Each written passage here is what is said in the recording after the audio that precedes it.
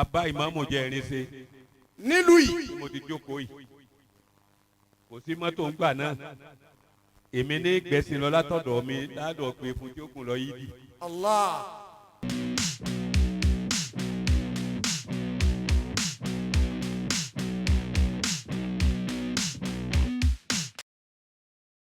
Imamun la yu'adiluhu imam. Imamun. Ó ti tó. Abá ìmáàmù jẹ́ irin ṣe nílùú yìí. mo ti jókòó yìí kò sí mọ́tò ń gbà náà èmi ní gbẹ̀sìn lọ látọ̀dọ̀ mi ládọ̀ pé fún jókòó lọ yídì. Allah. ẹ wàá gbé ọ̀ṣọ́ tí wọ́n bá darí yídì wọn gbọ́sọ̀ tí wọ́n kú nítorí wàá gẹ̀sìn wálé. Allah. a máa ń fa àlọ́ ní láàárọ̀. ẹ ní kún lọ tọ́lọ́sọ̀ ń bẹ lára rẹ̀. ọ̀ṣọ́ bẹ́rìbẹ́rì ni bàbá wa ìmáàmù jẹ́ ìrìn láìkì. barbara nánú bẹ́nu barnawi ẹ má jẹ́ kí nǹkan tí wọ́n ṣe pẹ̀lú ìmáàmù ọ lọ. bí wọ́n ti ń kọ orin nípa bí wọn. wọ́n ti kọ́ nǹkan ńlá ni wọ́n ń ṣe o. ẹ máa kó jọ. nígbà tí ìsìlámù ò tí ì dé bí wọ́n ti ń kọrin kalẹ̀ àwọn àtiwárí jàǹdí wọ́n ń lọ fi ṣe mọ̀ àdàkàtì ni ẹni ọba kọ́ńtọ́dọ̀ ayọ̀ wa lọ fi kọ́ sí Kaaba. ọ̀pọ̀ tẹ́ ẹ bá ń wò ẹ rí ẹ lọ́ọ́ fi pamọ́ dáadáa kẹ́ fi mọ́ nǹkan tí wọ́n ṣe kalẹ̀ bàbá ti ṣe dáadáa ẹ̀yin mọ́ mọ́ pé ìmáàmù náà tó ti lọ ni. bàbá wa. dókítà. ìmáàmù tẹ́ ẹ máa ń kí wọn ní kọ̀mùkọ́mù. ìmáàmù Fúlàní ìmáàmù umma Bashiruna muhabbabul qomqom. ẹnu tí mo fẹ́ lò ẹlòmíì ọmọ kàmùkàmù ti sìn nǹkan gbọ́ tí wọ́n ṣe kàm ẹni oore pọ̀ lára rẹ̀ ní jẹ́ kàmùkàmù. Allah. mú tiẹ̀ kémi náà mú tèmi mú tiẹ̀ kémi náà mú tèmi ní jẹ́ kàmùkàmù. nítorí eléyìí akínyín púpọ̀. akínyín púpọ̀ gbogbo yín la kí ẹ kó ẹrù lọrin ọlọ́run ò ní jọ́ dànù. àmín. ọlọ́run ò ní jọ́ dànù. àmín. àwa tá à ń di irú yín náà la jókòó yìí ọlọ́run ò ní jọ́ dànù kò sí ní ta yín ní ọrùn òsì ní wọ̀ yìí. àmín. wá sí níwọ̀n ni gbàmúrágájì. alfa wa Shehu wa Ali ìmáàmù mọ́rábà tòní gbàmúrágájì gbogbo àwọn àfa tẹ́lómi ọ̀bá wọn jókòó ni. bọ́ọ̀ bá bọ́sẹ̀ gbẹ́ yà má di ẹnì kankan. ẹ wo báyìí lọ́tún lọ́sì. wòlíì mọ̀ rẹ o gbogbo ntọ́ yẹ kí lọ́rin ó múra sí tá a múra sínú bọ́ bá kan ìlú nísìn nbí wọ́n ti ní àṣẹṣẹ rí àmọ́ àṣẹ ń bẹ̀ mọ́ nbí wọ́n ti ń ṣèyàwó fún ọ̀rọ̀ àlùlù mẹ́kì ni wọ́n ń ṣe ń bẹ̀ wọ́n ń ṣe dùnú nbí tí wọ́n àwọn ìyàwó ọ̀lọ́ kí ni ń bọ̀ wá bẹ̀ wọ́n máa lùlù wọ́n ń gbòòrè bọ̀ ó ti tẹ́bísẹ̀ rí àti ní àlùlù mọ́ bó istu rahmatan lil alamin dárakta wà dàbò ọlọ́run náà mi ń sẹ́ mi ànábì sallallahu alayhi wa sallam. tí gbogbo ẹ̀dá ayé dárakta wà dàbò kó pé máa lùlù káàkiri kẹ́ ẹ máa jó káàkiri kẹ́ ẹ máa ṣe kèé rọgbọ kèé dára kèé rọgbọ ó sì tún máa ná wọn lówó. níbi àti náwó la wà yìí ẹ dákun tí wọn bá ti ná tí wọn gbà kéwù ẹ tún ná bàbá dáúdù wa bá gbà ẹ dákun àdá yín jókòó alukurani lọ yẹ kí wọn gbà láyé ńlọrin àwọn fún alukurani mọ Ọlọ́run wọn fún àwa náà mọ. kìtàbùkà ya rabbahu. Ọlọ́run orí wa tán ọ̀rẹ́ ni tí ń pọ́n alukurani rẹ nínú àwọn àfa. àdìyó wà ní màtún. alukurani tẹ̀rí ní ìmọ̀ ni gbogbo abadijoko yìí ní ìmọ̀ rẹ̀ la ń jẹ. àwọn abọ́sọ̀ àdúrà lásìkò gbogbo àdúgbò yìí ọlọ́njọ́ rọ̀ wọ́n lọ́rùn fàtí àwọn òkè ni kìnnì kan wọn ò ní wí mí alukurani yìí náà. àdìyó wà ní màtún. alukurani lọ́jọ́ àmọ́ pa àtẹ̀rí fún wa fún yẹ ni òun lọ́jọ́ àmọ́ pa àṣì dáadáa fún yẹ ni òun lọ́jọ́ àmọ́ pa àṣì dáadáa fún bàbá yẹ ni.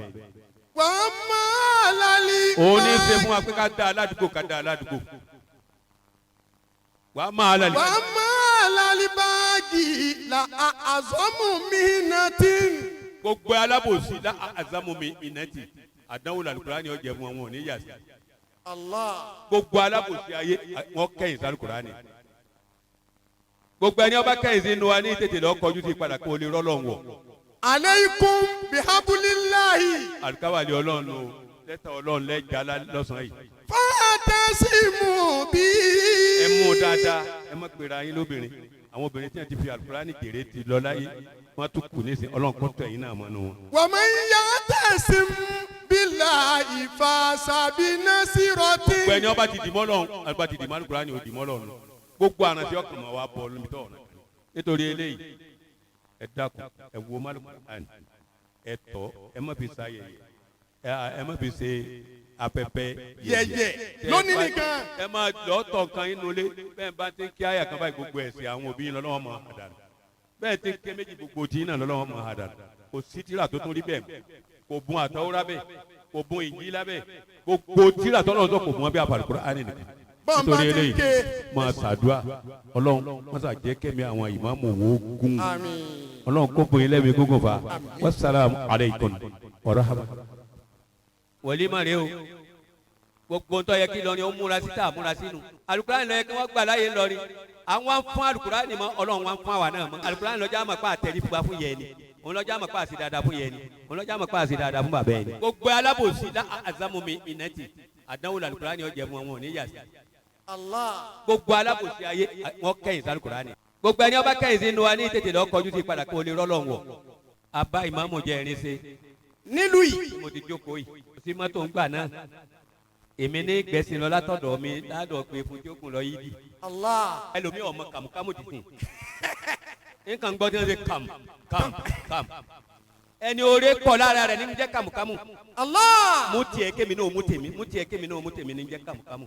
أعوذ بالله من الشيطان الرجيم بسم الله الرحمن الرحيم أعوذ بالله من الشيطان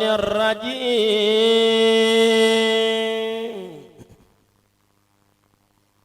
بسم الله الرحمن الرحيم إن هذا القرآن يهدي للذي هي أقوم ويبشر المؤمنين الذين الصالحات الذين يعملون الصالحات إن هذا القرآن يهدي للذي هي أقوم ويبشر المؤمنين الذين يعملون الصالحات أن لهم أجرا كبيرا وكذلك أنزلناه قرآنا عربيا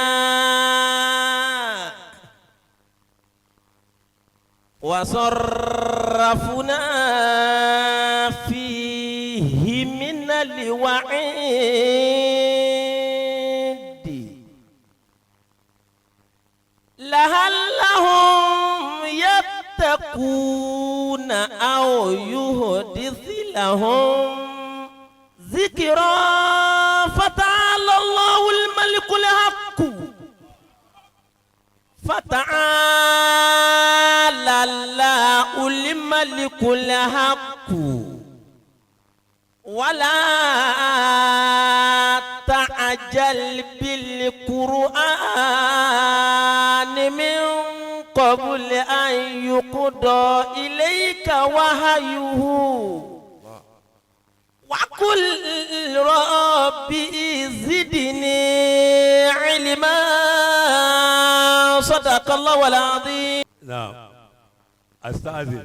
eri ò ní dìrù láéláé àbá ìmáàmù àgbà al-Imam al-Fulani wọ́n ní sẹ́ yọ̀ǹda ọlọ́run ló ṣe yín lérí kò ní jù yín sẹ́yìn láéláé bàbá tí ń sẹ́ yọ̀ǹda bàbá làwọn yọ̀ǹda wọ́n ìtọ́ra àdúrà wọ́n lọ́wọ́ máa kún yín ni àbá ìmáàmù àgbà al-Imam al-Malawi wọ́n ní sẹ́ yọ̀ǹda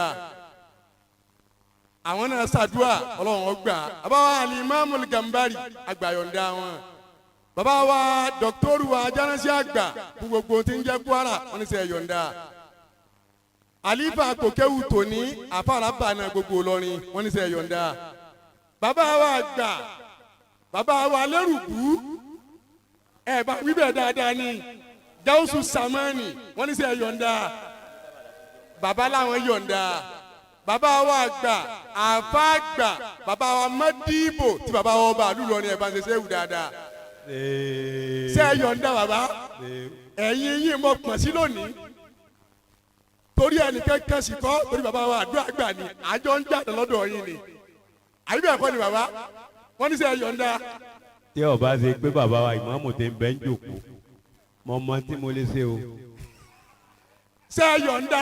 àmọ́ bàbá yìí ní ṣe kankan máa rún tó bá wù ọ́. bàbá mi àgbà bàbá wa Ọláòtí wọ́n ní ṣé yọ̀ǹda bàbá náà làwọn yọ̀ǹda. Ọláòtí wo. àwọn náà ni pupa àbí dúdú. ẹ̀yin wọn lèmi máa ń dúró sí bàbá wa àfa wa àgbà olóko sàbí àgbà lẹ́lẹ́kejì wọn làwọn yọ̀ǹda bàbá wa àgbà kásándúbù dọ́kítọ́rù bàbá wa nídìí òpòpò bàbá wa lálìjẹ́nà bàbá wa Ra'isul Muqaddamin bàbá àgbà yọ̀ǹda wọn gbogbo àwọn àfa níkàlẹ̀ àbá wa àgbà àdúrà mi gbà Sheikh AbdulAzeez wọn ní sẹ́ yọ̀ǹda wọn làwọn yọ̀ǹda Samari Fẹ́dọ̀ bàbá wa àgbà oníkanhun àwọn náà làwọn yọ̀ǹda. tọ ẹ dákun àti jókòó ti pẹ́ wá sí òsì níbi tá a bá pọ̀ àìtún máa fa nǹkan tí ó gùn mọ́ kọ̀sẹ́ni tọ́rọ̀ òye àbẹni tí ọba nílò làákàyè tiẹ̀ àlífà wa bàbá wa ìmáàmù àgbà. adamallahu hayata. ètò tí wọ́n ń ṣe lọ́wọ́ nípa yín ẹ wo àwọn àṣìárù táwọn ọmọ yìí kọ. ẹ ṣáájọ o ẹ má jọ lọ Ọlọ́run ti ní kójú wa ó ti máa rí bọ́ pẹ́. ẹ káàárọ̀ ẹ káàsán ẹ káalẹ́ gbogbo tẹ́ bá ti ń gbọ́ mi orúkọ tèmi ní Sakaleb Ọláyínká tí mo jẹ́ aláṣẹ àpàṣẹ olùdarí Autosnap photography. Mo fi àsìkò yìí mo fi ń rọ gbogbo ẹ̀yin bọ́dà mi sísítà mi àti gbogbo ẹ̀jú tó ń wò mí kíkẹ́ ìjọ tó lọ́kẹ́ bá subscribe sí Autosnap photography TV channel ní YouTube. Àwọn abẹ́rẹ́ tí máa rí àwọn Islamic lecture tẹ́ máa rí ìwò tẹ́ máa kọ́gbọ́n bíbẹ̀ tẹ́ máa rádùn àti tẹ́ máa gbélé ayé tẹ́ máa rí bẹ́ẹ̀ bá mi subscribe sí Autosnap photography TV channel ní YouTube wa.